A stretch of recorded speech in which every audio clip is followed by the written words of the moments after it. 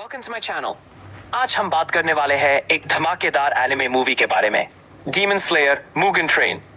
इस वीडियो में मैं आपको पूरी कहानी एक्सप्लेन करूंगा सिंपल वर्ड्स में। कहानी शुरू होती है हमारे जाने पहचाने चेहरों से, तांजीरो कमादो अपनी डेमन बहन नेजुको के साथ, जिसे वो एक बक्से में रखता है हमेशा। साथ में जेनित्सु अगात्सुमा जो सोते हुए खतरनाक हो जाता है, और इनुसुके हाशिबिरा। हाँ, वो सुअर का मास्क वाला। ये चारों मुगिन यानी कि अनंत ट्रेन में सवार होते हैं। इनका मिशन सीधा है। फ्लेम हाशिरा क्योजुरो रेंगोकू जो डेमन स्लेयर कॉर्प्स के टॉप योद्धाओं में से हैं, उनसे मिलना है और उस डेमन का पता लगाना है जो ट्रेन में लोगों को गायब कर रहा है और डेमन स्लेयर्स को भी मार रहा है। सही। और ट्रेन में घुसते ही उनकी मुलाकात होती है रेनगोकू से, और क्या एंट्री है उनकी। अरे हाँ, वो खाने वाला सीन, वो पूरी एनर्जी के साथ बैठे हैं, एक के बाद एक बेंटो बॉक्स खत्म कर रहे हैं और हर लुकमे पे चिल्ला रहे हैं इमाई इमाई, मतलब स्वादिष्ट। उनको देखकर ही लगता है कि ये बंदा पावर हाउस है। बिल्कुल। रेनगोकू का किरदार आते ही छा जाता है। लगता है कि हाँ, ये अनुभवी हैं, शक्तिशाली हैं और अपनी जिम्मेदारी समझते हैं।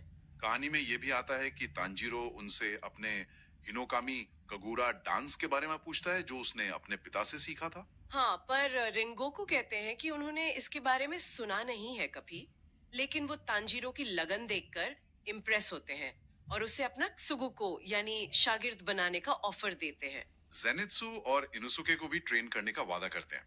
माहौल थोड़ा ठीक लगता है शुरू में। हाँ, लेकिन डेमन स्लेयर की दुनिया है, शांति कहाँ टिकती है। सही कहा। एक टिकट चक्कर आता है, टिकट पंच करता है और बस खिल जाता है। सब के सब एकदम गहरी नींद में सो जाते हैं। हाँ, और ये कोई आम नींद नहीं, ये एक डेमन का जाल है। पता चलता है ये काम है लोअर रैंक 1 डेमन एनमू का। वो सिर्फ डेमन नहीं, वो सपनों का सौदागर टाइप है। अच्छा। हाँ, उसने कुछ ऐसे इंसानों को चुना है जो परेशान है अपनी जिंदगी से। उन्हें वादा किया कि अगर वो डेमन स्लेयर्स के सपनों में घुसकर उनके स्पिरिचुअल कोर यानी आत्मा के केंद्र को नष्ट कर देंगे, तो वो उन्हें हमेशा मीठे सपनों में रखेगा। मतलब अगर कोर टूट गया तो वो कभी जाग ही नहीं पाएंगे। बाप रे, ये तो बहुत खतरनाक प्लान है। यही कहानी किरदारों के मन की परतें खोलती है। हर किसी का सपना उनकी सबसे गहरी इच्छा या दर्द को दिखाता है। तांजीरो का सपना वो तो बहुत ही इमोशनल है। वो उस वक्त में पहुंच जाता है जब उसका पूरा परिवार जिंदा था। हाँ, वो बर्फ वाली सुबह, घर वापसी, भाई बहन का मिलना, माँ का प्यार, वो पल जो वो सबसे ज्यादा मिस करता है। उसके लिए वो सपना जन्नत जैसा है, पर झूठा है। बिल्कुल। और जेनित्सु का सपना, वो तो बिल्कुल उसकी तरह ही है। क्या था उसका सपना? वो अपनी क्रश नेजुको के साथ डेट पर है, नदी किनारे पिकनिक मना रहा है। ये तो होना ही था। और इनोसुके? इनुसुके का सपना तो एकदम हटके और फनी है। वो खुद को लॉर्ड इनुसुके समझ रहा है, एक गुफा का बॉस। अच्छा, और बाकी लोग? तांजीरो, नेजुको, जेनित्सु उसके चेले बने हैं, बड़े अजीब से दिखने वाले, और वो सब मिलकर गुफा के मास्टर यानी मुगेन ट्रेन पे हमला करने का प्लान बना रहे हैं। क्या बात है, उसके सपने में भी लड़ाई और बॉस बनने का ही ख्याल है। बिल्कुल। रेंगोकू का सपना उनके अतीत से जुड़ा है। वो अपने पिता जो खुद पुराने फ्लेम हाशिरा थे, उन्हें बता रहे हैं कि वो भी हाशिरा बन गए हैं। पर पिता का रिएक्शन ठंडा रहता है ना? हाँ, जैसे कोई फर्क ही ना पड़ा हो। फिर वो अपने छोटे भाई सेंजूरो को हौसला देते हुए दिखते हैं। ये सपना दिखाता है कि उनके मन में भी उलझने हैं। लेकिन तांजीरो को शक होने लगता है, अपनी तेज नाक की वजह से शायद। हाँ, उसे सपने में भी कुछ गड़बड़ लगती है। उसे लगता है वो कुछ भूल रहा है। फिर वो पानी में अपना अक्स देखता है, डेमन स्लेयर यूनिफॉर्म में। और तभी उसे नेजुको की स्मेल आती है। हाँ, नेजुको के जलते हुए खून की। असल दुनिया में नेजुको जो डीमन है, इसलिए एनमो के जादू से बच गई थी। वो तांजीरो को जगाने की कोशिश कर रही होती है। वो अपना सिर मारती है और फिर अपनी ब्लड डेमन आर्ट यूज करती है, खुद को जलाती है ताकि तांजीरो जाग सके। बिल्कुल। और यहाँ आता है कहानी में एक बड़ा ट्विस्ट। तांजीरो सपने से निकलने का रास्ता खोज रहा होता है और उसके पिता सपने में आते हैं। हाँ, गाइड बनकर वो उसे तलवार देते हैं और इशारा करते हैं कि जवाब उसके पास है। और तब उसे ख्याल आता है कि इस झूठे सपने से निकलने का सिर्फ एक ही रास्ता है, सपने में ही अपनी गर्दन काट लेना। सोच के ही रोंगटे खड़े हो जाते हैं। ये कितना मुश्किल रहा होगा उसके लिए। ये पल तांजीरो के कैरेक्टर की डेप्थ दिखाता है। उसका इरादा कितना मजबूत है। वो जानता है ये सपना कितना भी प्यारा हो, ये एक जाल है उसे दर्दनाक सच्चाई चुननी होगी। अपने परिवार को अलविदा कहना, उस खुशी को छोड़ना आसान नहीं था। बिल्कुल नहीं। पर तांजीरो हिम्मत दिखाता है।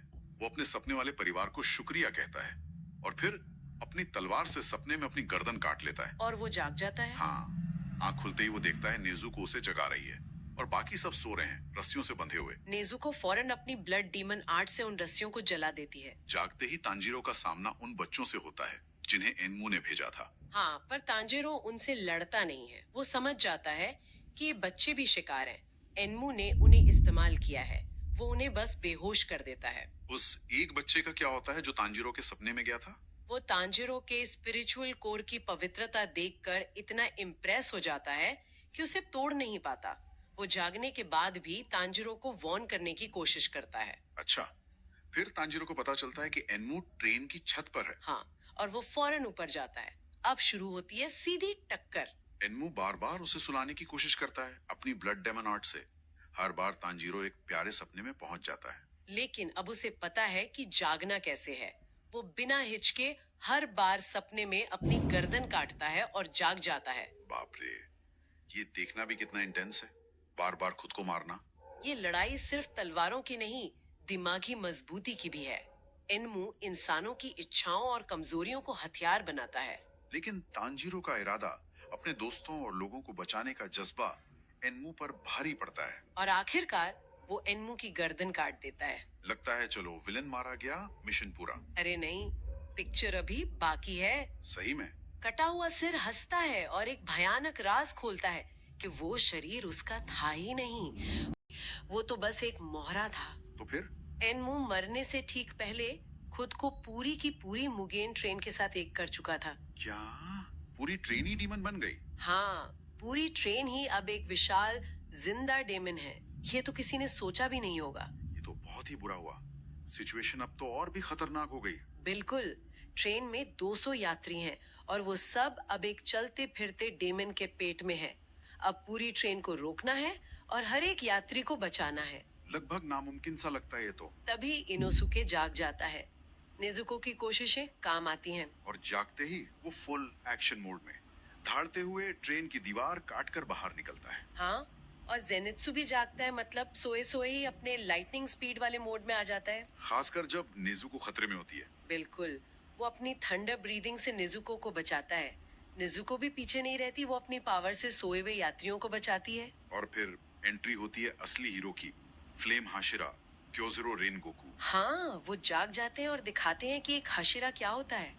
वो अपनी फ्लेम ब्रीदिंग से एक झटके में ट्रेन के कई डिब्बों को डेमन के कब्जे से आजाद कराते हैं। यात्रियों के लिए सेफ जोन बनाते हैं। वो फौरन लीडरशिप संभाल लेते हैं। बिल्कुल। वो तांजीरो और इनोसुके को ऑर्डर देते हैं कि वो ट्रेन के इंजन के पास जाकर इनमो की असली गर्दन ढूंढे और उसे काटे। और रेनगोकू खुद नेजुको और जेनित्सु के साथ पीछे के डिब्बों और यात्रियों को संभालते हैं। Team work. इनोसुके अपनी बीस्ट ब्रीदिंग की सूंघने की पावर से एनमो की गर्दन की लोकेशन पता लगा लेता है इंजन रूम में। दोनों आगे बढ़ते हैं, पर रास्ता आसान नहीं होता होगा। बिल्कुल नहीं।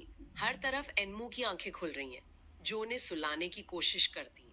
इनोसुके का मास्क यहाँ काम आता है ना? हाँ, एनमो को समझ नहीं आता वो कहाँ देख रहा है, तो वो बच जाता है। तांजीरो को फिर से वही ट्रिक यूज करनी पड़ती है, बार बार खुद को जगाने वाली। बीच में वो ट्रेन का ड्राइवर भी आ जाता है, जैसे एनमो कंट्रोल कर रहा होता है। हाँ, वो तांजीरो पर हमला करता है, पर तांजीरो से भी बचा लेता है। कमाल है। आखिरकार वो दोनों इंजन रूम तक पहुंचते हैं। यहाँ डेमन का मांस और हड्डियां सबसे मजबूत हैं। इनोसुके अपनी 2 तलवारों से रास्ता बनाता है।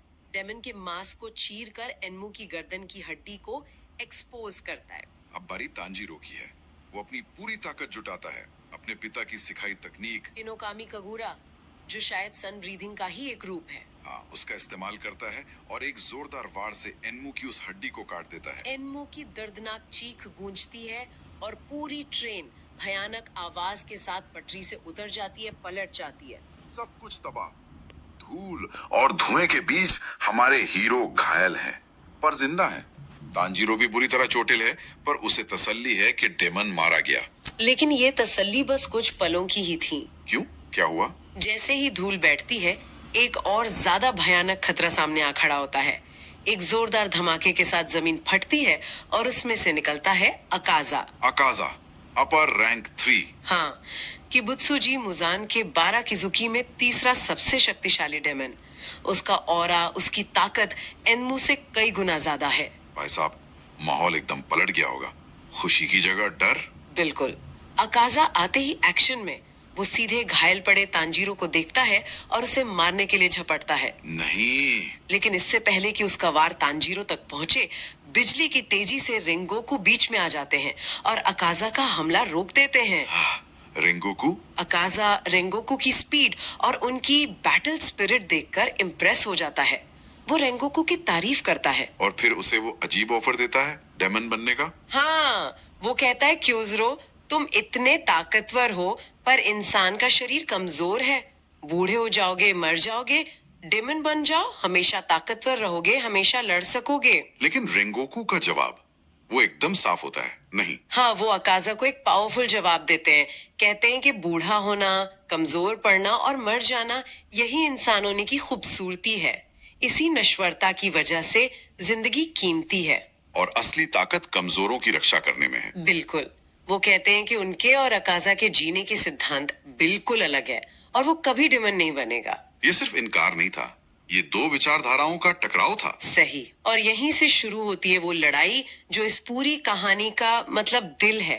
Flame Hashira Kyojuro Rengoku versus upper rank 3 Akaza. क्या कमाल की लड़ाई दिखाई गई है। रेंगोकू की फ्लेम ब्रीदिंग, आग के तूफान। हाँ, अलग अलग फॉर्म्स, हर वार में गजब की ताकत और स्पीड।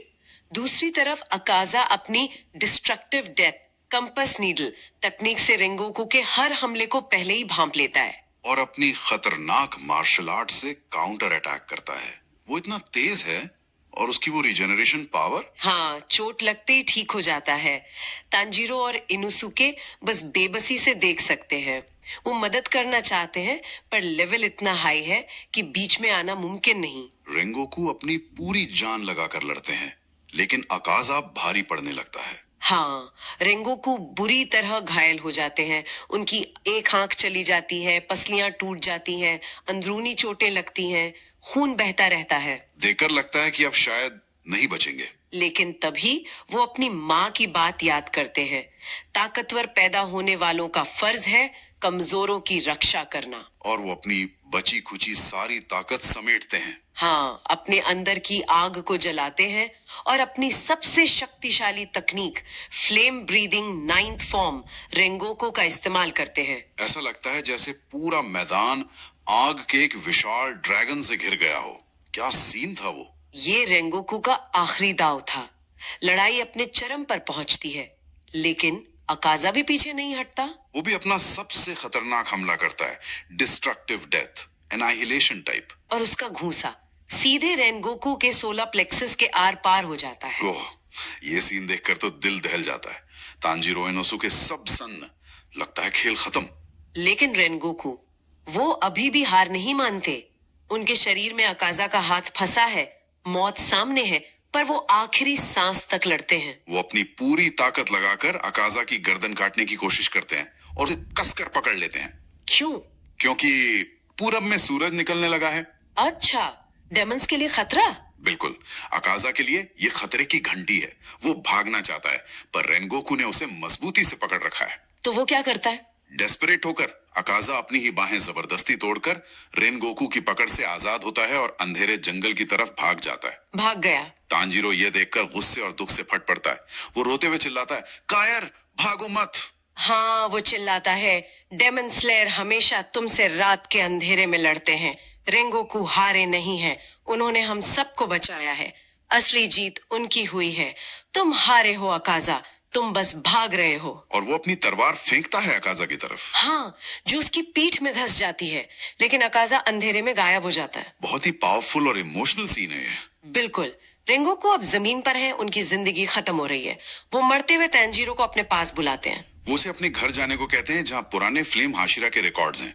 शायद उनमें हिनोकामी कागुरा के बारे में कुछ मिले। हाँ, और वो तांजीरो से कहते हैं कि वो उनके छोटे भाई सेंजुरो को संदेश दे कि उसे अपने दिल की आवाज सुननी चाहिए। अपने पिता का भी ख्याल रखने को कहते हैं। और फिर वो नेजुको को देखते हैं। हाँ, और कहते हैं, मैं तुम्हारी बहन को डीमन स्लेयर कॉर्प्स के हिस्से के तौर पर स्वीकार करता हूँ। जिसने इंसानों को बचाने के लिए जान दांव पर लगाई, वो डीमन स्लेयर ही है। ये नेजुको के लिए बहुत बड़ी बात थी। सही में अपने आखिरी पलों में रेंगोकू तीनों नौजवान डीमन स्लेयर्स को हौसला लेते हैं। वो कहते हैं अपने दिल में आग जलाए रखो, मुश्किलों का सामना करने के लिए सीना तान कर आगे बढ़ो। अगर तुम मायूस होकर रुक गए तो मेरा वक्त भी थम जाएगा।